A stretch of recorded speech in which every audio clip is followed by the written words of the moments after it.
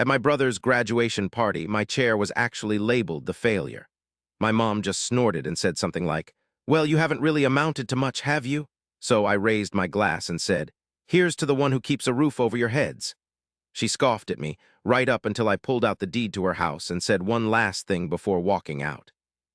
Look, I'm 32, and I honestly can't remember a time when my family didn't make me feel like I wasn't good enough. Maybe I was just wired differently than them. I didn't follow the path my parents wanted. I didn't go to that fancy college like Thomas, my little brother.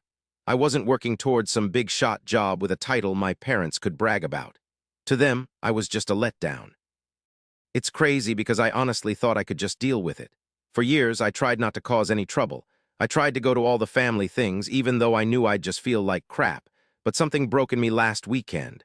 It was Thomas's graduation party, and for the first time, I just couldn't pretend anymore. Let me give you a little background. Growing up, Thomas was the golden child. He was charming and driven, and he did everything they wanted. My parents never really tried to hide that they favored him. They didn't call me a loser to my face or anything, but their actions were pretty clear. When they talked about his future, it was like he was their biggest accomplishment. He held all their hopes and dreams. So yeah, I just tried to make it through life, you know. I wasn't a bad kid or anything, but definitely not the perfect kid either. I bilayed on college a year shy of graduating, and after that, I bounced around from one crappy job to another until I finally snagged a gig at a local design place. It paid the rent, but it wasn't exactly the dream career my folks had in mind for me, let's be honest. They never really understood why I didn't push harder for something, you know better. Every time I mentioned my job, I could see the polite smile, but also that they just didn't think it was good enough. So walking into Thomas's graduation party, I already knew the drill. It was all about him, that's how it always was. I figured I'd be playing second fiddle again, no big deal. But honestly, I had no idea what was about to hit me. It was at my parents' house, the same old place they've always lived in. It's a huge house, but lately it's felt more like a weight on their shoulders than anything else. My dad had some money problems a few years back, nothing crazy, but enough to make things tight. They kept up appearances like everything was fine, but I knew the truth. I didn't dwell on it, though. It wasn't my mess to clean up. Anyway, the second I walked in, the place was overflowing with people. Family, friends, total strangers. And there he was, Thomas, smack dab in the middle of it all, grinning from ear to ear. He was the picture of everything my parents always wanted in a son. Mom was practically glued to his side, bragging to everyone about how amazing her son was.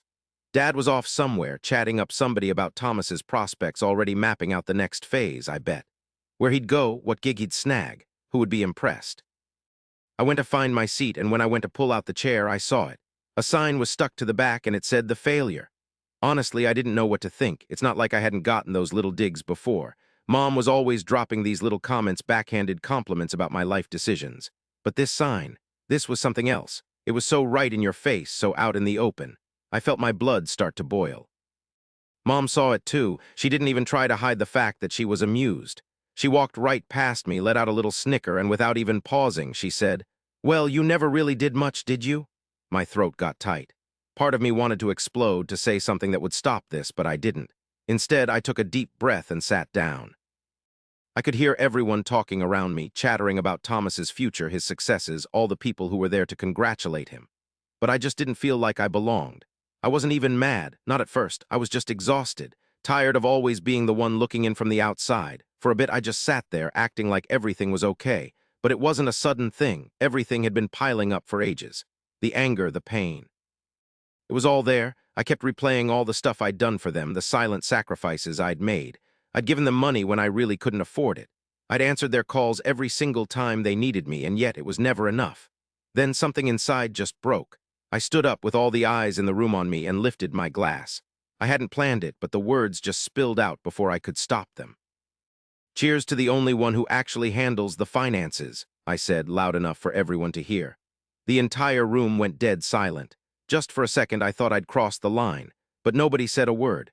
My mom snorted as expected, but I saw something in her eyes, a tiny flash of awkwardness. It disappeared quickly, though. She pulled herself together, trying to act like it was nothing. I could feel the silence bearing down, and that's when I took the next step. Without looking at anyone, I reached into my bag and pulled out a piece of paper. I knew exactly what it was, and I knew what it would mean. It was the house deed. My mom went completely still. No one said anything at all at first. I could faintly hear the chatter around us, but it all felt far away. My heart was racing. I held the paper in front of me for a second before I spoke again. "This house," I whispered, "is mine now."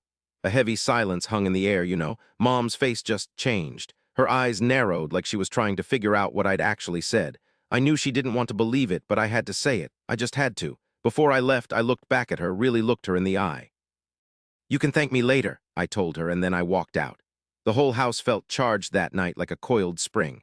As I stepped outside, the weight of it all hit me hard. My hands were trembling, but I wasn't scared. The anger was gone, replaced by nothing, really. Numb mostly, but also a little bit of relief. I'd finally said my piece.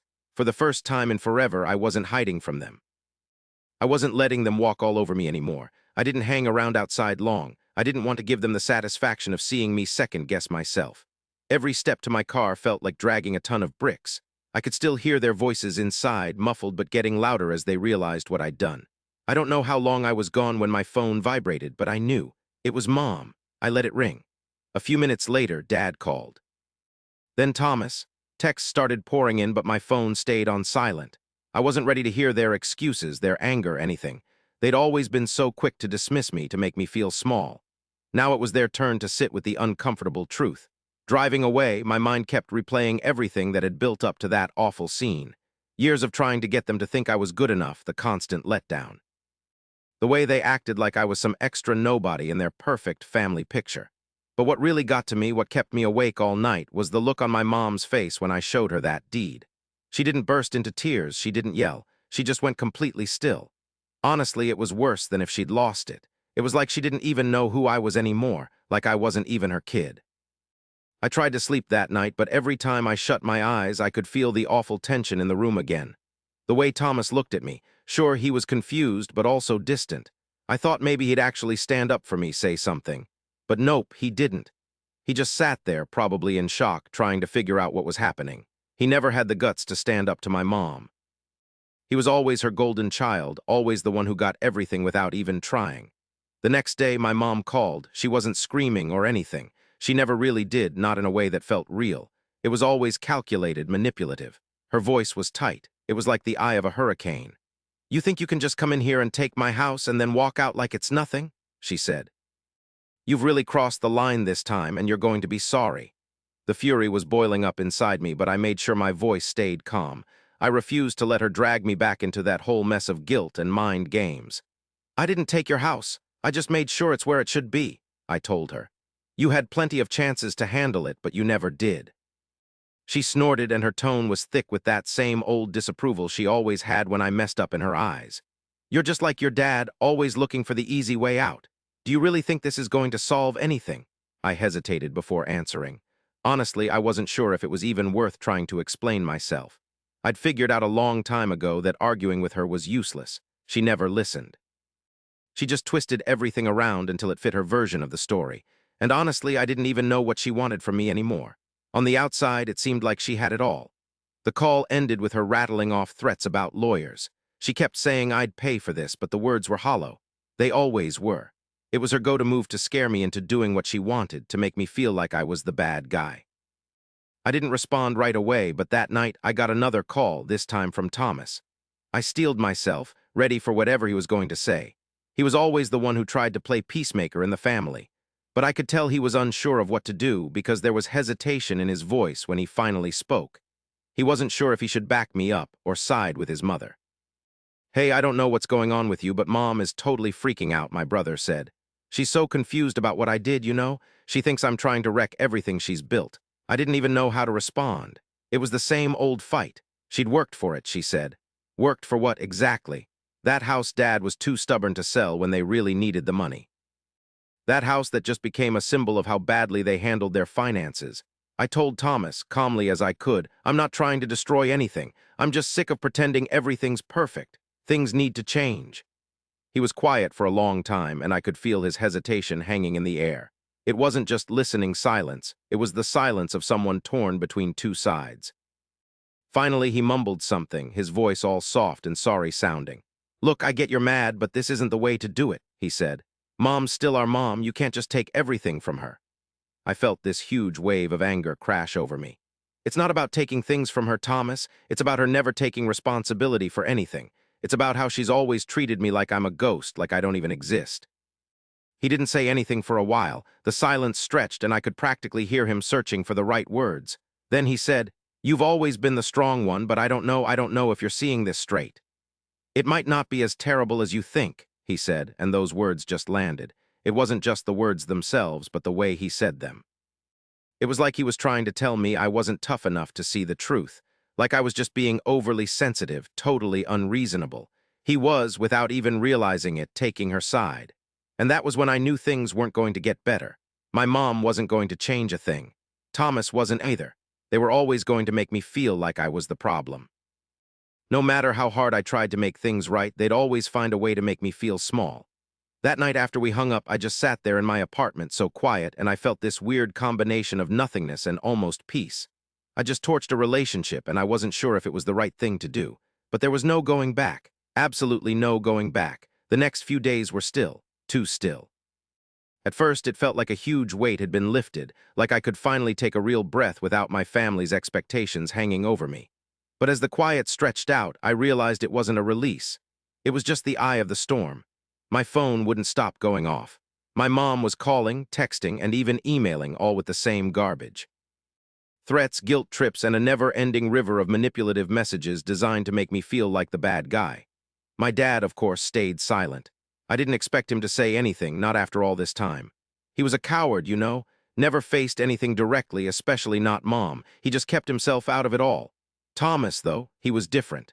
His calls were constant, but not to check on me. He wanted to know if I was going to make up with Mom if I'd change my mind. He acted like he was staying neutral, but it was obvious whose side he was really on. He'd always say stuff like, "You can't do this to her, she's your mother." But he didn't get it. He never had to live with her constant criticism, the feeling that I was always second-rate.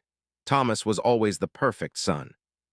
He made Mom feel good about herself, like she was a great mom, all because of his accomplishments. He never questioned her, never argued back. That was his role, and it always worked for him. He got all the praise, the attention, the love. I got nothing. But now he had to deal with me. He wouldn't say it, but I'd hit my limit. I wasn't going to be the invisible kid anymore. And even though I hated to admit it, that old anger was bubbling up again, especially toward him. Because deep down, I knew he wasn't just neutral, he was part of it. He always had been. He was complicit in how Mom treated me. At first, I had no idea what I was going to do next. I wasn't sure how far I should go with all this, how much I should reveal. I didn't want to completely ruin them, but I wanted them to get it, to truly grasp how they'd treated me all this time. I wanted them to feel the burden I'd been lugging around, the years I'd given up things, the times I'd bitten my tongue just to keep the peace.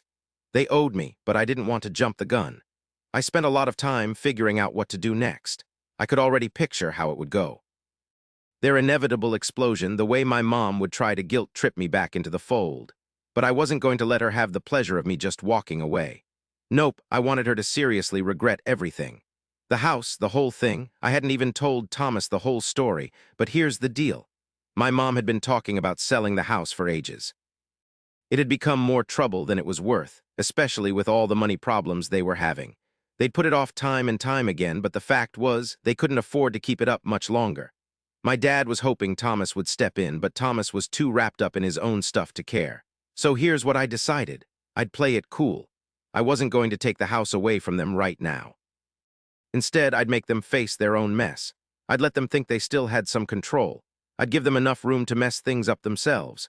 I knew Mom would want the house to stay in the family, even though she'd always acted like it was a total pain. It was like a trophy, a sign of how well she'd done. But honestly, she couldn't keep it much longer without a lot of money, and there was no way she was getting any. That's when I stepped in. First thing I did was call some real estate agents. I wanted to find out what the house was really worth, what shape it was in, what I could sell it for if things got really bad. The numbers were scary. The place had major problems. The foundation was messed up, the roof was ancient, and the plumbing was practically shot. The land had some worth for sure, but the house itself was more trouble than it was worth. I hadn't told them yet, but I was already working on a plan, a way to show them what their actions were doing. I wasn't going to go crazy or anything, not yet. But I was going to make them understand how it felt to lose control. About a week after the party, one morning, Mom called. She was totally furious, her voice shaking with anger. "Don't you think for a second you've won, because you haven't," she said, her voice biting. You think you can just take everything from me and just leave? You're wrong. I'll see you in court if I have to. I'll fight you for every single thing you have."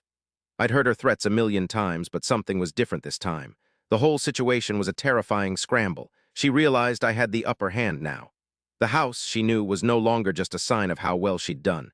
It was a total liability.